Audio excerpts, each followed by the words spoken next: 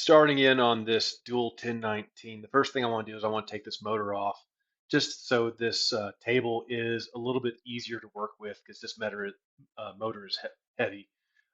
So that's taking the motor off, your switch, plug, desoldering this connection to the ground.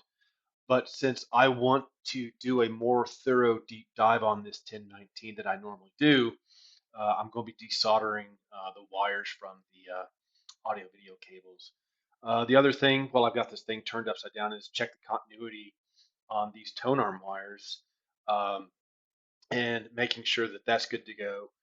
Because unlike previous 1019s, actually, let me flip this around to show you. On other 1019s, so you've got your tracking force right here, and that's moving pretty good, but this is your anti-skate. And the other 1019s I've worked on, it doesn't really, it's not an easy turn, but it's also not giving me as much.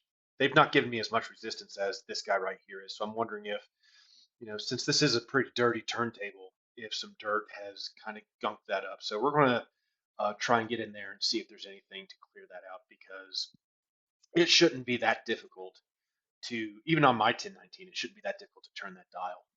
So we've got continuity between the leads in the head shell and the contacts right here, which is good because you can see just one of those wires has both the positive and the negative for each channel. And I was getting a little nervous because that one wire that has two leads is the same size of just one of my replacement tone arm wires. So I definitely didn't want to I don't want to redo this tone arm wire if I don't have to.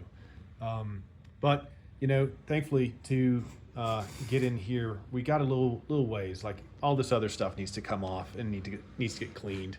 So and thankfully, this housing has two little screws right there. So I'll just unscrew those and just make sure I've got plenty of slack when I'm over here working with this, so I don't have to rerun that tone arm.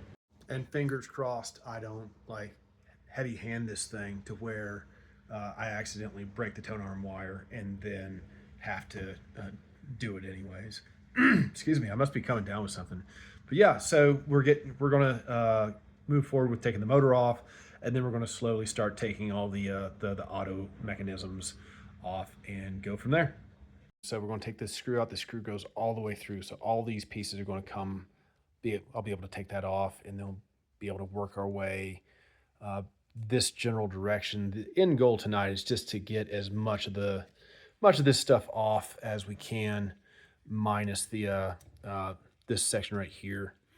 I really want to check to make sure there's no teeth missing on that gear, and check the platter bearings, which are housed in here, right?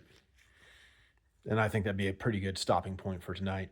I was not going to take this down as far as I did, but as I was removing these pieces, it just came apparent that this thing is just dirty and hasn't been taken care of. That's probably the original grease from like 1964 or some jazz. Or if it's not from 1964, it's not too far off because that is like a very tacky paste. So we have this thing almost completely. I've got this thing almost completely stripped down. The only thing left is, in fact, this tone arm, which I'm going to desolder those leads, and then see about taking this thing off. I haven't checked the manual, but I'm pretty sure if once I get those leads on, that screw right there is probably what's connecting this bit from that bit. So we're gonna go and we're gonna get after it.